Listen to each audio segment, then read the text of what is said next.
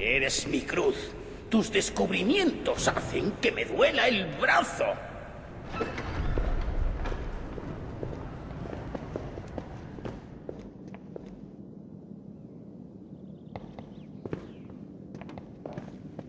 Estudiantes. Esta mañana ya no quedaba ninguno de mis gorros. Ojalá anoche me hubieses ayudado a hacer más. Ya, pero tenía que hacer un dibujo de una especie de palos para cuidado de criaturas mágicas. Son bow trackers, Ron. Has tenido uno en la mano hace tan solo 2 días.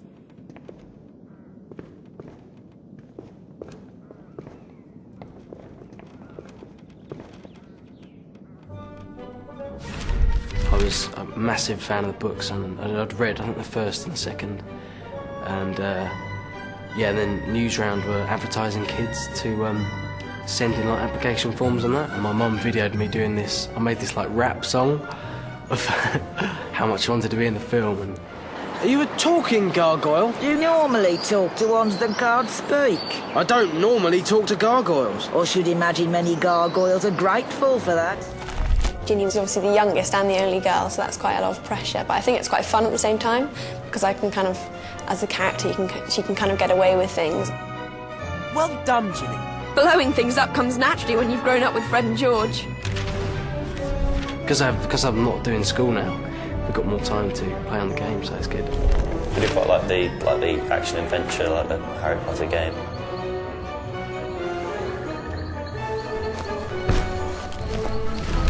Completely exceeded all of my expectations of quite what a video game could achieve in terms of realness.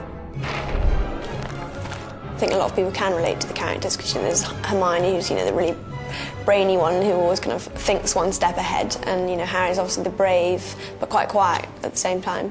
But then Ron's kind of the jokingly one. Kids can sort of relate to the whole school side of it, because I mean they have lessons, they have exams and stuff. So they can sort of relate to that side, but they've also got the whole sort of magic thing with giants and all these sort of amazing sort of creatures. A lot of films, especially and in games, it's always the adult who comes through, and they're always the big hero. Whereas in Harry Potter, it sort of shows, especially in this one, in the Order of the Phoenix, how the adults have got it wrong. Like Umbridge isn't making sense all the time, and Harry and everyone know that. Accio Brew!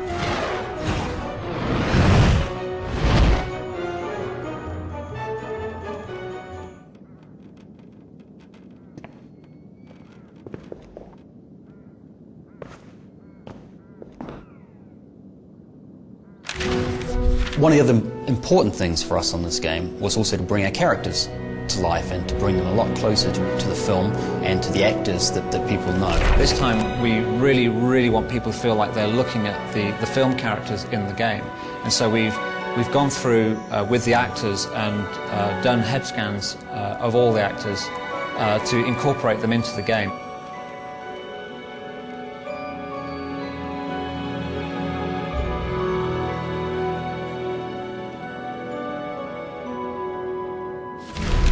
What they do with the computers and kind of how they make our faces, just as if they were us. It was weird, when we first saw them. It's I don't know, it's a thing for I think every lad to have their face on a game, and to be in it is fantastic. And it looks really lifelike. We wanted the students to sound like the people you hear in the film, so where better to go than the actual actors themselves? And as you walk around the castle, hearing Fred and George calling out to you, and it being James and Oliver Phelps. Try this little spell, and one from me too. Incendio! Loco Mortimort! Don't kill Cedric, boo-hoo! Oh, I think Potter's gonna cry. Push off, Potter. Got your bed booked in the hospital wing. Loser! There was a lot of giggles, and it was very hard to keep a straight face. Protego Maxima! Protego Maxima! You've got to say it 3 times, and one of those 3 will do it. Also, so when you play the game, every time you hear me saying a spell or doing something, it's slightly different. It's not always the same. Well, there are never enough of us, but the ones we've got are really good. You've met Kingsley Shacklebolt. He's great. And don't worry, we're not all as mad as Mad Eye. Working with the cast from the film was absolutely a great opportunity for me. I thought it was great fun. I particularly like working with Rupert Grint because he's probably my favourite character in the film, Ron, because he's just got great script and he delivers his lines so well. You should write a book. Translating mad things girls do so boys can understand them. It's quite scary because it's so real. It is amazing, and you can sort of see how they sort of progress from like the first one. It was just some random ginger person, and this time it's like proper weird. Yeah, it's really good though. You Slytherins think you're so good. Let's hope this makes Umbridge's name mud at the Ministry. Because a while ago I saw they had the face of me, but they've kind of developed it more. They didn't have the hair and everything, and it was kind of weird because it does look kind of weirdly like you. And I was looking at everyone else's, and it's just weird how it's like them, but it isn't them. So we're just trying to make people feel that the characters that they're moving around the game are actually the characters that they see when they watch the film. This is like being in one of Bin's History of Magic lessons. Accio! Honestly, Harry, you should take more care of books. You'd better get upstairs. You know what Hermione's like if you're late. You think you're special just because your aunt's in the Ministry. Just like your father, jumping feet first into trouble.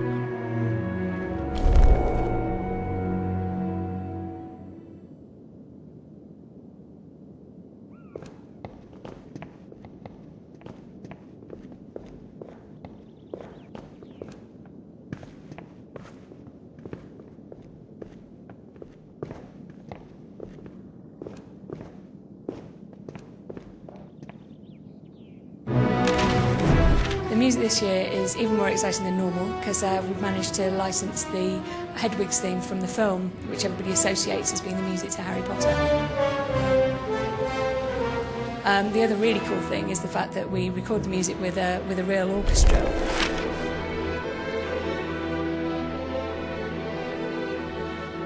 Audio can actually bring the fiction to life. So quite often we don't need to have the visuals to actually bring extra elements of the fiction to the game.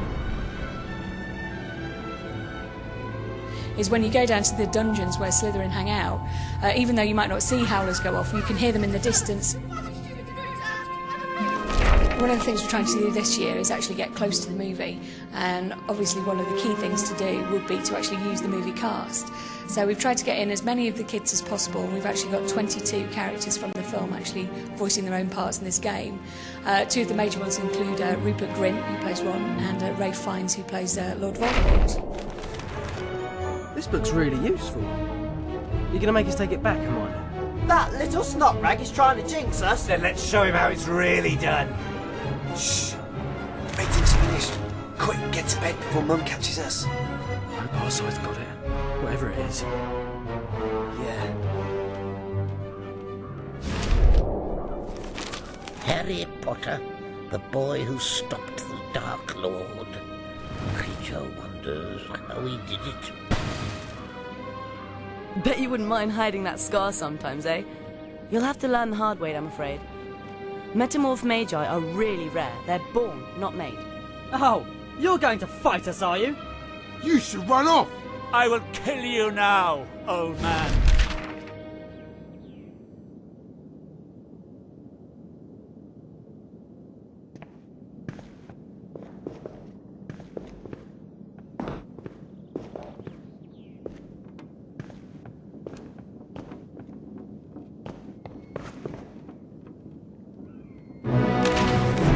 The music this year is even more exciting than normal because we've managed to license the Hedwig's theme from Hermione, ¿has notado lo rara que está Chu Chang con Harry?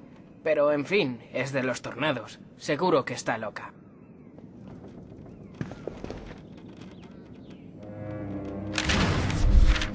You're for it now, Potter.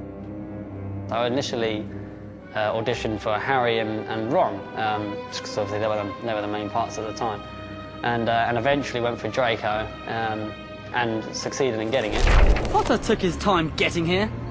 What are you going to do without your pet teacher, Potter? I do enjoy playing the baddie. He's just a bit more, well, fun, really, put it in a nutshell. What do you want, Malfoy? Professor Snape wants to see you in his office. He says it's time for your remedial potions lesson. You think you're so good. useless loser!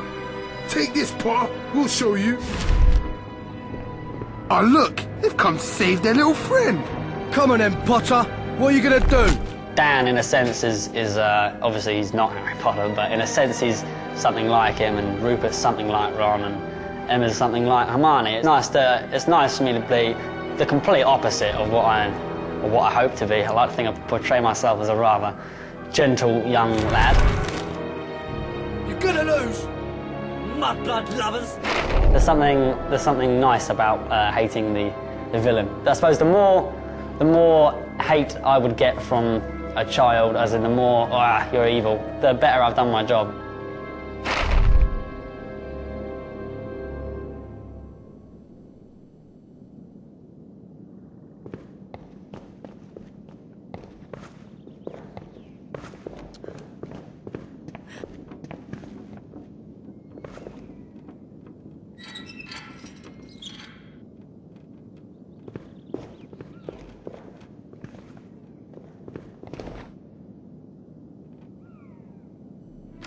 I'd read the first 4 books before I went for my first audition for the film. I've been a fan before I got the part. Still am now. I was just content with going for the audition and just say, yeah, I went for an audition for that. Locomotor Mortis! Accio! Protego Maxima! Neville's most important quality is his courage. Don't you call me an idiot! And we definitely see it in Order of the Fénix, the way he doesn't care what danger he's going into. Even though he's the most terrified he's ever been, he'll still do it because he knows it's the right thing to do. Did you know Ginny Weasley and Michael Corner were going out? I don't think it will last though. Do you? Being Harry's love interest was a lot of fun. Don't go, Harry! I want to talk to you. There probably are a lot of envious girls out there because, you know, Daniel is a very good-looking guy.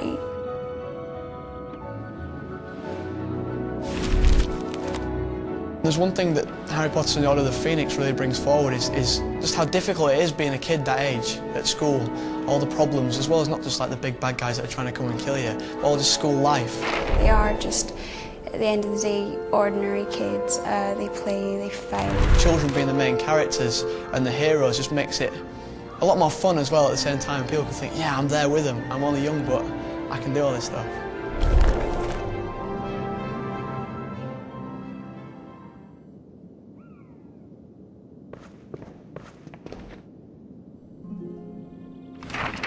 When we went to create Hogwarts for Order of the Fénix this year, we really took ourselves back to basics. We looked at what we'd built in the other games, looked at how that sort of fitted, how that didn't. When we began, we took the blueprints of Hogwarts, we took the notes we had from Joanne Rowling, and we took all the notes we'd taken from the books, and we tried to sort of bring all those together to understand how Hogwarts fitted together. It's amazing, there's so much, you know, detail that goes into all the games. And because they had like hundreds of computers, it's quite like the art department in the studios for Harry Potter, and all the concept drawings and how much, you know, detail they have to go behind, like before it, to get to the actual finishing product. So with the sound effects, we're really able to bring Hogwarts to life.